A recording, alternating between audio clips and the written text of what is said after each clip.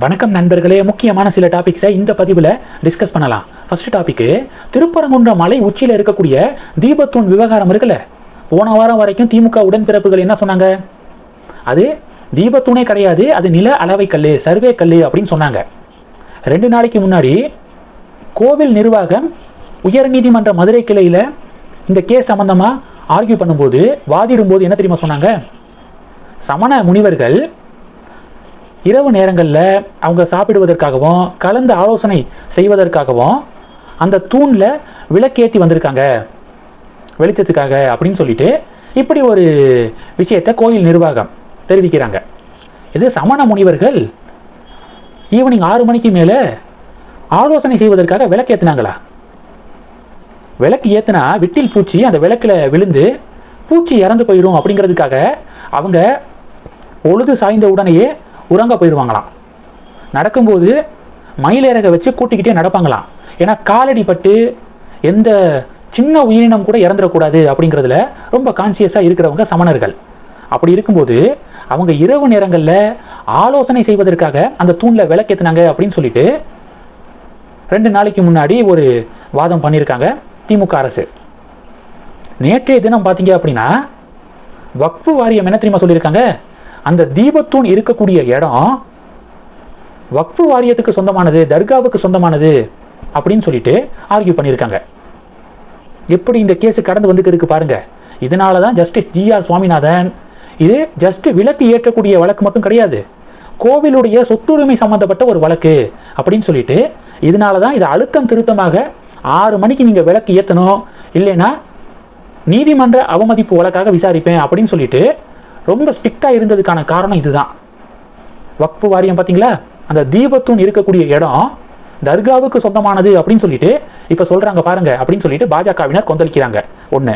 2வது, justice GR. Swaminathan அவர்களுக்கு எதிராக அவதூறு பரப்பும் நபர்கள் மீது நடவடிக்கை எடுக்க வேண்டும் அப்படின்னு சுப்ரீம் கோர்ட்டில் இப்போ பொதுநல வழக்கு தாக்கல் செய்யப்பட்டிருக்கு. என்ன வழக்கு? Justice GR. சுவாமிநாதன் அவர்களுக்கு எதிராக அவதூறு பரப்பும் நபர்கள் மீது நடவடிக்கை எடுக்க வேண்டும் அப்படின்னு சுப்ரீம் கோர்ட்டில் பொதுநல வழக்கு தாக்கல் செய்யப்பட்டிருக்கு. கூடிய விரைவாக சுப்ரீம் கோர்ட்டு இதை ஹியரிங்க்கு எடுத்துக்கிறாங்க. இது 2. பாஜக சொல்கிறாங்க நடவடிக்கை எடுக்கணும்னா ஒட்டுமொத்த திமுக ஈகோ சிஸ்டம் மேலேயும் ஆக்ஷன் எடுக்கணும். ஏன்னா திமுக உடன்பிறப்புகள் தான் ஜஸ்டிஸ் ஜி.ஆர். சுவாமிநாதன் அவர்களுக்கு எதிராக உள்நோக்கம் கற்பிக்கக்கூடிய வகையில் விமர்சனம் பண்ணுறாங்க. அவர் ஆர்எஸ்எஸ் காரரு, ஹிந்து முன்னணி சப்போர்ட்டரு அப்படிங்கிற மாதிரி இப்படி விமர்சனம் பண்ணிக்கிருக்காங்க. அதனால சுப்ரீம் கோர்ட்டு திமுக உடன்பிறப்புகளுக்கு எதிராக தான் ஆக்ஷன் எடுக்கணும் அப்படின்னு பாஜக பதிவு போட திமுக பாஜக இடையே பெரும் டிபேட்டு. இது 2. 3வது என்ன தெரியுமா? திருப்பரங்குன்றம் தீபத்தூண் விவகாரத்தில் மேல்முறையீடு வழக்கில் அரசு தரப்பு வழக்கறிஞர் பார்த்தீங்கன்னா என்ன வாதம் தெரியுமா பண்ணியிருக்காரு? தினமலரில் இன்னைக்கு அந்த செய்தி வெளிவந்திருக்கு. திருப்பரங்குன்றம் தீபத்தூண் விவகாரத்தில் தனி நீதிபதி தேர்தலில் போட்டியிட தயாராகி கொண்டிருக்கிறார் அப்படின்னு நீதிமன்றத்தில் அரசு தரப்பு வழக்கறிஞர் அபத்தமான ஒரு வாதத்தை முன் வச்சிருக்காரு. Justice GR. சுவாமிநாதன் தேர்தலுக்கு போட்டியிட தயாராகி இருக்காரு அப்படிங்கிற மாதிரி. எப்படிப்பட்ட ஒரு வாதம் இது? உடனடியாக இந்த வாதத்துக்காகவே சுப்ரீம் கோர்ட்டு திமுக அரசாங்கம் மேலே நடவடிக்கை எடுக்கணும் அப்படின்னு சொல்லிட்டு பாஜகவினர் ஸ்டேட்மெண்ட் கொடுக்குறாங்க. இது 3. 4வது என்னன்னா, அண்ணாமலை நேற்று புதுச்சேரியில் நடந்த தீப போராட்டத்தில் ஒரு தகவலை ஷேர் பண்ணியிருந்தார். என்னன்னா, இந்த திருப்பரங்குன்றம் தீபத்தூண் விவகாரம் தொடர்பாக கோயில் நிர்வாகம் சார்பாக தொடரப்பட்ட மேல்முறையீட்டு வழக்கில் கோவில் சார்பாக ஆஜரான வழக்கறிஞர் ஜோதி என்ன தெரியுமா வாதம் பண்ணியிருக்காங்க? முருகருக்கு வேணா 2 மனைவிகள் இருக்கலாம், ஆனால் தீபம் ஒரு இடத்துல தான் ஏற்றப்பட வேண்டும் அப்படின்னு சொல்லிட்டு சிரிச்சுக்கிட்டே நகைச்சுவையாக பேசியிருக்காங்களாம். இதுக்கு பேர் நகைச்சுவையா? இது ஹிந்துக்களுடைய சென்டிமெண்ட்ஸை ஹர்ட் பண்ணுற மாதிரி இல்லையா? இதுக்காகவே கோயில் நிர்வாகம் திமுக அரசாங்கம் மக்கள்கிட்ட மன்னிப்பு கேட்கணும் அப்படின்னு அண்ணாமலை ஒரு அழுத்தமான டிமாண்டை முன் வச்சிருக்காரு.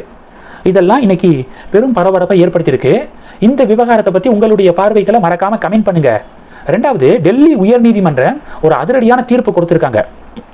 என்னன்னா, ஹவுஸ் ஓனருக்கும் வாடகை வீட்டில் குடியிருக்கக்கூடிய குடியிருப்பு வாசிக்கும் ஒரு ஃபைட்டுங்க. இந்த ஃபைட்டு காரணமாக ஹவுஸ் ஓனர் என்ன பண்ணிட்டாரு? அந்த வாடகை வீட்டுக்கான கரண்ட் சப்ளையை கட் பண்ணிட்டாரு. இதனை எதிர்த்து குடியிருக்கிறவர் கோர்ட்டுக்கு போயிட்டாரு. இந்த கேஸில் டெல்லி உயர்நீதிமன்றம் என்ன தீர்ப்பு கொடுத்துருக்காங்க தெரியுமா? எலக்ட்ரிசிட்டி, மின்சாரம் அப்படிங்கிறது மக்களுடைய அடிப்படை உரிமை, ஃபண்டமெண்டல் ரைட்ஸ் அப்படின்னு சொல்லிட்டு தீர்ப்பு கொடுத்துருக்காங்க. இந்திய அரசியலமைப்பு சட்டம் ஆர்டிகிள் 21வது பிரிவின் கீழ் வரும் அடிப்படை உரிமை மின்சாரம் அப்படிங்கிறது, வாழ் உரிமையின் ஒரு ஒருங்கிணைந்த பகுதி மின்சாரம் அப்படின்னு தீர்ப்பு கொடுத்துருக்காங்க. ஒரு அதிரடியான தீர்ப்பு. இந்த டாபிக்ஸை பற்றி உங்களுடைய பார்வைகளை மறக்காம கமெண்ட் பண்ணுங்க. தொடர்ந்து கனெக்ட்ல இருங்க. அடுத்தடுத்து நிறைய பதிவுகளை பார்க்க போறோம். நன்றி. ஜெய் ஹிந்த்.